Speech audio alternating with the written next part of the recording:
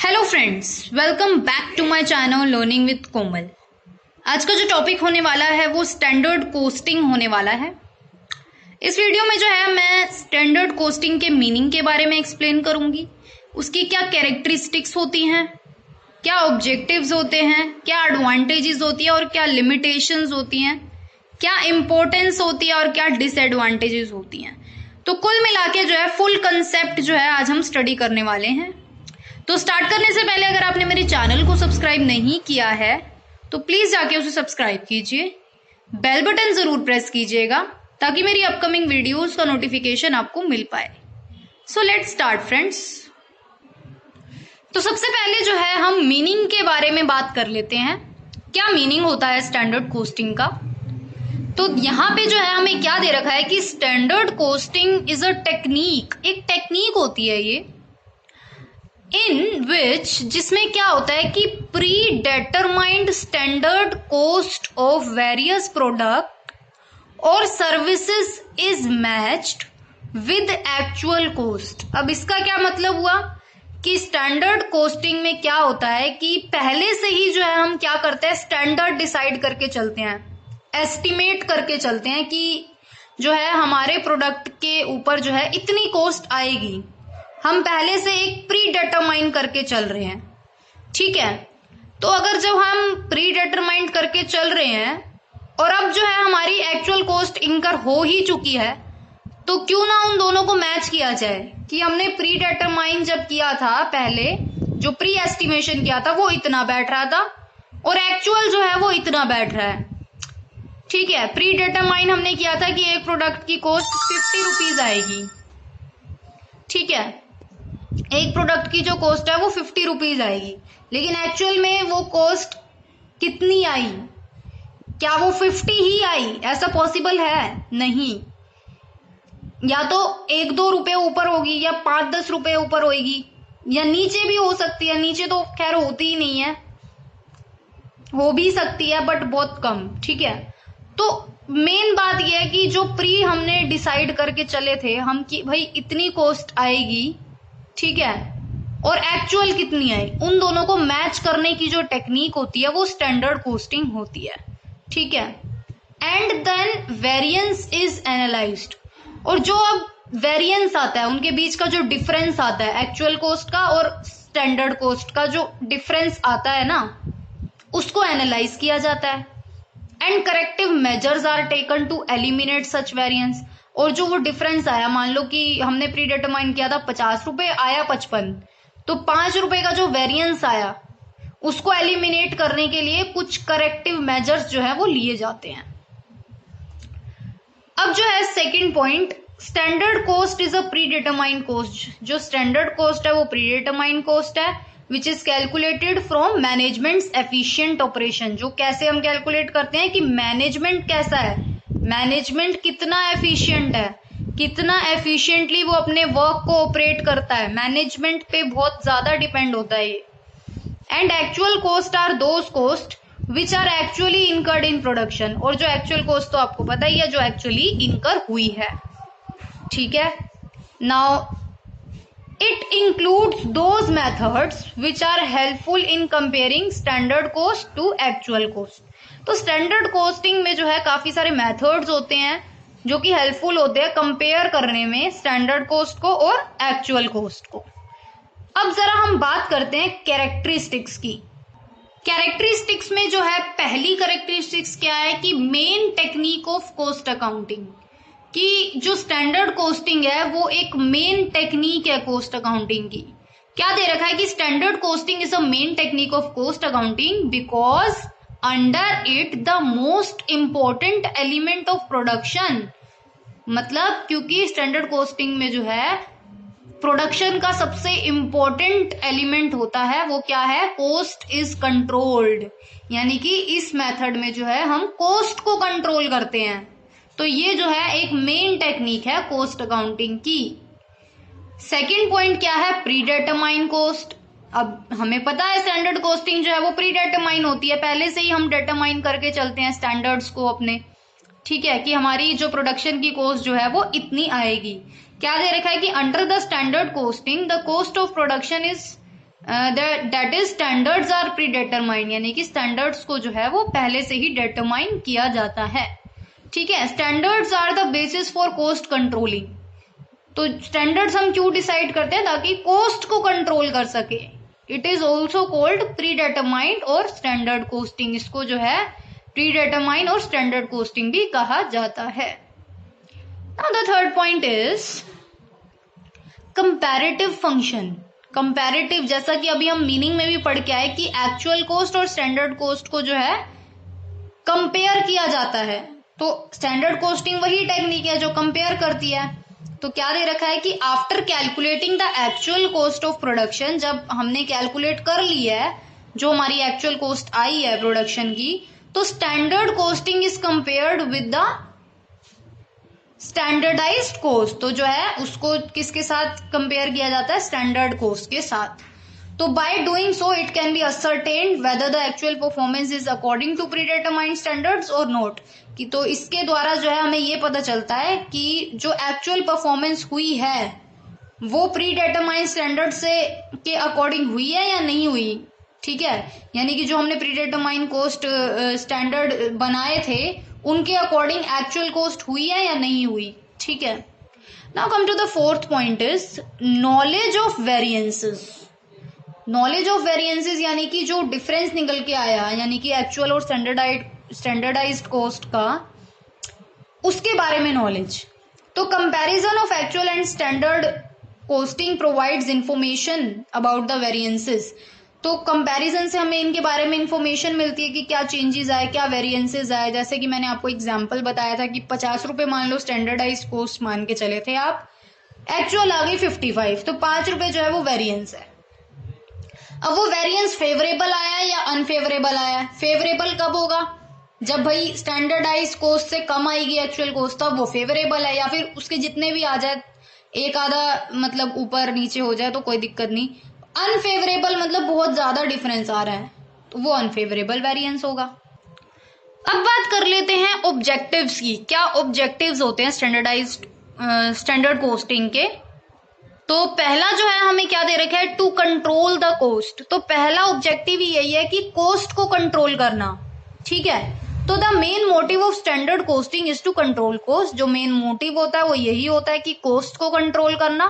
For accomplishment of this motive the standards are determined. तो इस motive को पूरा करने के लिए एक स्टैंडर्ड्स जो है वो बनाए जाते हैं, डिटरमाइन किए जाते हैं।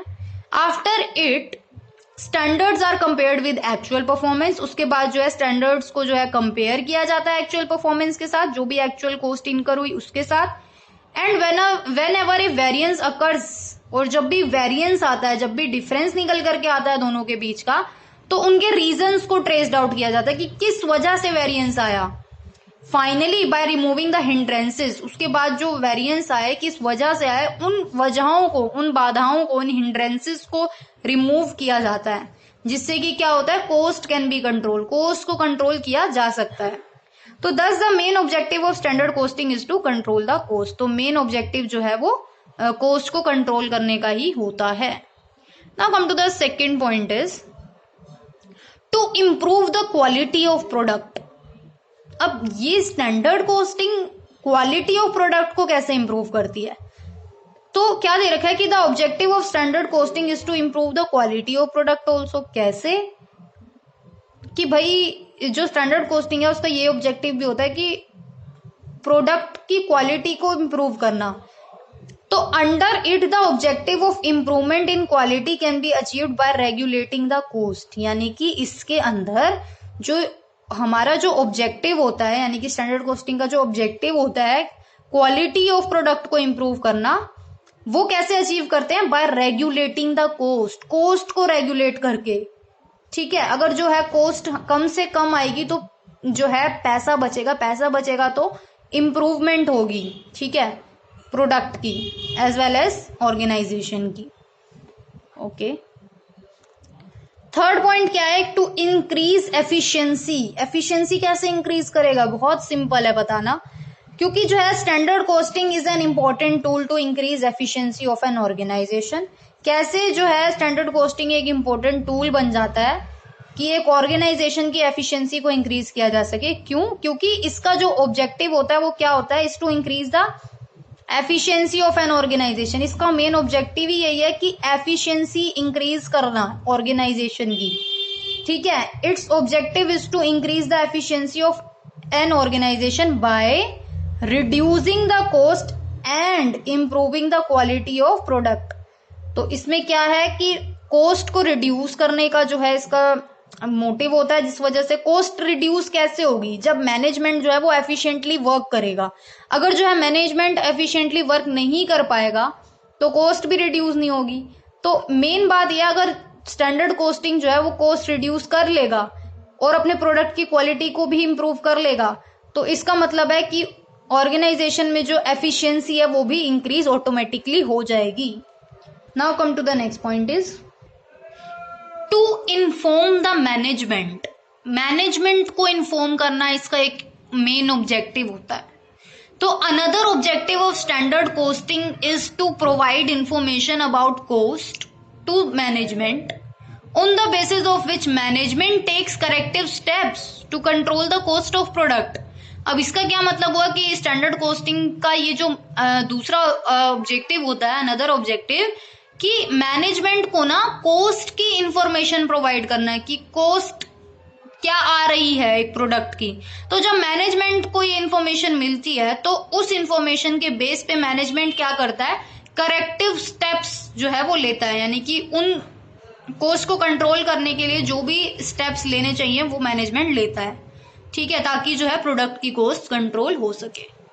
Now come to the last point of objective is to make managerial control effective. तो मैनेजरियल कंट्रोल को कैसे इफेक्टिव करता है ये स्टैंडर्ड कॉस्टिंग? तो ये क्या है कि standard costing makes the managerial control successful. कैसे? In order to control the work performance.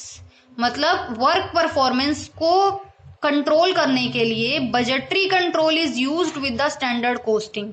तो जो है स्टैंडर्ड कॉस्टिंग के साथ साथ जो है बजटरी कंट्रोल को भी यूज किया जाता है। बजटरी कंट्रोल मतलब बजट बनाना पहले से ही। स्टैंडर्डाइज कॉस्ट में क्या होता है कि स्टैंडर्ड डिसाइड कर रहे हैं तो वो भी बजट के अकॉर्डिंग ही कर रहे हैं, तो इन दोनों को एक साथ यूज करना, ठीक है। Thus the objective of standard costing is to establish managerial control in a effective manner। तो ये जो है एक और ऑब्जेक्टिव होता है। अब जरा हम बात कर लेते हैं एडवांटेजेस और इम्पोर्टेंस की। क्या एडवांटेजेस हैं और क्या इम्पोर्टेंस है स्टैंडर्ड कॉस्टिंग की? तो पहला तो यही है, कॉस्ट कंट्रोल। कितनी बार पढ़ लिया कि standard costing is very useful. ये बहुत ज्यादा यूजफुल है इन कॉस्ट कंट्रोल में।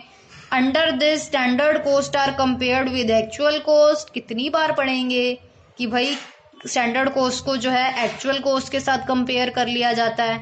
To analyse the variance analyse किया जाता है, जो भी उनके बीच का डिफरेंस निकल करके आया, so that corrective steps can be taken. तो इससे क्या होगा कि जो करेक्ट स्टेप्स है वो लिए जाएंगे।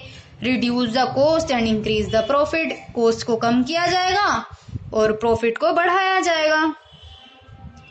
सेकंड पॉइंट क्या है? Production planning. प्रोडक्शन प्लानिंग में क्या है कि in standard costing standards are determined in relation to material, labour. तो अब स्टैंडर्ड कॉस्टिंग में जो है जब हम स्टैंडर्ड डिटरमाइन कर रहे हैं, जब हम स्टैंडर्ड्स को डिसाइड कर रहे हैं, तो किसके रिलेशन में कर रहे हैं? मटेरियल को भी हम कंसीडर करेंगे, इसमें लेबर को भी कंसीडर करेंगे, मशीन एक्सेट्रा। तो इन लेबर, मटेरियल और मशीन को जो है हम कंसीडर करके चलेंगे, ठीक है। It helps in determining the policies of production. तो इससे क्या होगा कि हेल्प मिलेगी ताकि जो है प्रोडक्शन की पॉलिसीज को डिटरमाइन किया जा सके एंड प्रोडक्ट प्लानिंग हो सके उसके अकॉर्डिंगली। तो अकॉर्डिंगली क्या होता है कि according to the efficiency of the organisation, मतलब ऑर्गेनाइजेशन की एफिशिएंसी के अनुसार ही हम जो है स्टैंडर्ड्स को डिटरमाइन करेंगे, जिसमें हम सब चीजों को कंसीडर करेंगे जो भी रेलेवेंट होगी। अब जो है कंपैरेटिव स्टडी। तो कंपैरेटिव स्टडी तो बताने की जरूरत ही नहीं है कि इन this technique standard cost is always compared with actual cost. Standard cost को हमेशा एक्चुअल कॉस्ट के साथ कंपेयर करेंगे। So standard cost technique is helpful in comparison of cost. तो जो स्टैंडर्ड कॉस्टिंग है वो हेल्पफुल होगी in comparison of cost. Now the fourth point is measurement of efficiency. Measurement of efficiency advantage है एक। तो in this technique standard costing में क्या होता है, ड्यू टू प्रायर सेटिंग, मतलब due to prior setting of standards, मतलब पहले से ही अगर हम स्टैंडर्ड्स को सेट करके चल रहे हैं तो efficiency of machines and employees can be easily measured. तो मशीन की जो एफिशिएंसी है और एम्प्लॉयज की क्या एफिशिएंटली है, मतलब वो कितनी एफिशिएंटली एक काम को पूरा करते हैं, उनको भी ध्यान में, मतलब उनको भी मेजर करके चलेंगे। तो उनको भी इस टेक्निक में मेजर करना इजीली माना गया है। And if there is any variance, और फिर भी अगर कोई वेरिएंस निकल करके आया है, यानी कि कोई डिफरेंस आया है, then corrective steps can be taken to correct this deviations. तो फिर जो है करेक्टिव स्टेप्स लिए जाते हैं।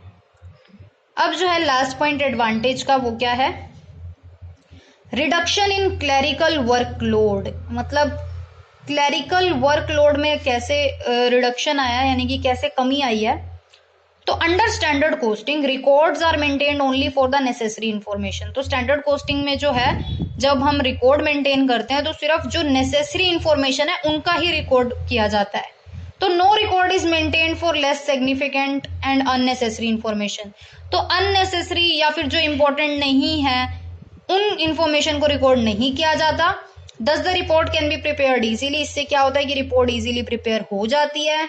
In this way standard costing reduces the clerical workload. इससे क्या होता है कि स्टैंडर्ड कोस्टिंग जो है वो क्लरिकल वर्कलोड को कम करती है। क्लरिकल काम जो है वो कम होता है ऑर्गेनाइजेशन में। अब जो है हम बात करेंगे लास्ट हमारे टॉपिक की, डिसएडवांटेजेस क्या हैं स्टैंडर्ड कोस्टिंग की, क्या लिमिटेशंस हैं इनकी। ठीक है, तो ये हमारा लास्ट टॉपिक है स्टैंडर्ड कोस्टिंग का। तो पहला पॉइंट है, हमें क्या दे रखा है कि difficulty in the determination of standard, कि भाई स्टैंडर्ड जो हम डिसाइड करके चल रहे हैं उसमें भी डिफिकल्टी होती है। ठीक है, तो क्या डिफिकल्टी आती है, the one main problem in standard costing is the determination of standards, कि स्टैंडर्ड को डिटरमाइन करने के में बहुत प्रॉब्लम आती है। तो setting of standard is the difficult task. तो ये एक बहुत ही डिफिकल्ट टास्क है विच रिक्वायर स्पेशलाइज्ड नॉलेज, जिसके लिए बहुत ही स्पेशलाइज्ड नॉलेज की जरूरत पड़ती है। क्योंकि because standards are set up for various cost elements such as material, labour, overhead etcetera. क्योंकि जब हम स्टैंडर्ड डिसाइड कर रहे हैं तो हमें कोस्ट के काफी सारे एलिमेंट्स को जो है सेट करना पड़ेगा, जैसे कि मटीरियल को, लेबर को, ओवरहेड को। ठीक है, after taking into consideration available resources. तो जब हम इनको कंसीडर कर लेंगे तो जो भी हमारे अवेलेबल रिसोर्सेज हैं, एफिशिएंसी, हमारे मशीन की क्या एफिशिएंसी है, हमारे वर्कर्स की क्या एफिशिएंसी है, एंड प्रिवेलिंग मार्केट कंडीशन, जो मार्केट में कंडीशंस चल रही हैं करंटली वो क्या है। But all these are not certain. फिर भी जो है ये निश्चित नहीं होती, हमें पता है ना, ये परमानेंट नहीं होती हैं, निश्चित नहीं होती हैं। So it become necessary to change the standards according to the changes in above mentioned element. तो हमें जो है चेंजेस लाने पड़ते हैं अपने स्टैंडर्ड्स में। ठीक है, क्योंकि ये जो है अनसर्टेन होती हैं, ये कंडीशंस जो भी हमारी होती हैं, तो इनके अकॉर्डिंगली, चेंज के अकॉर्डिंगली हमें स्टैंडर्ड्स में भी जो है चेंज लाना पड़ता है। Now the second point is not suitable for small firms. अब भाई छोटी छोटी जो फर्म्स हैं उनके लिए कैसे ये सुटेबल नहीं है। तो setting of standards involves use of high skills and A small firm can not afford such huge expenses.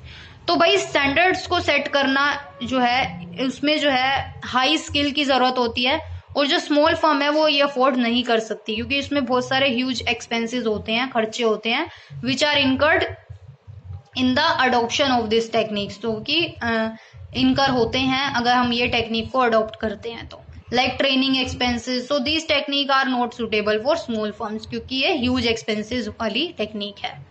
ठीक है, now the third point is changing business conditions. क्योंकि बिजनेस जो है वो चेंज होता ही रहता है, कंडीशंस जो है वो चेंज होती ही रहती हैं। तो business conditions are changing, these are not rigid, and if there is any change in business circumstances, अगर कोई बिजनेस कंडीशन जो है ऐसी चेंज होती है, कोई ऐसी सर्कमस्टेंसेस आती है, then all standards which are set become useless. तो जो भी हमने स्टैंडर्ड डिसाइड किए थे वो अब यूजलेस बन जाते हैं, क्योंकि सर्कमस्टेंसेस जो हैं वो चेंज हो जाती हैं। तो स्टैंडर्ड कोस्टिंग रिक्वायर्स रिजिडिटी। ठीक है, लेकिन जो स्टैंडर्ड कॉस्टिंग है उसको परमानेंट चाहिए, लेकिन परमानेंट जो है रिजिडिटी जो है वो नहीं होती, तो ये जो है पॉसिबल नहीं है इन चेंजिंग बिजनेस कंडीशंस। ठीक है, नाउ अब बात कर लेते हैं फोर्थ पॉइंट की, डिससेटिस्फेक्शन अमंग वर्कर्स। वर्कर्स के बीच जो है डिससेटिस्फेक्शन कैसे होता है? तो setting of standards result in lack of initiative from the employees. जब हम स्टैंडर्ड्स को ऑलरेडी डिसाइड कर लेते हैं, सेट कर लेते हैं, तो इसका क्या रिजल्ट निकल के आता है कि एम्प्लॉयज जो है, एम्प्लॉयज की पहल क्षमता, जो इनिशिएटिव वो लेते हैं, उसमें कमी आती है, क्योंकि sometimes standards are set so high which require lot of hard work. तो इसमें जब स्टैंडर्ड डिसाइड कर लेते हैं हम, तो उसमें जो है काफ़ी सारे लॉट ऑफ हार्ड वर्क की बहुत ज़रूरत होती है, ताकि वेरिएंसेस ना आ पाए, कम से कम आए, या फिर by the employees. And sometimes standards are set very low which even do not provide employees a chance to show their skill.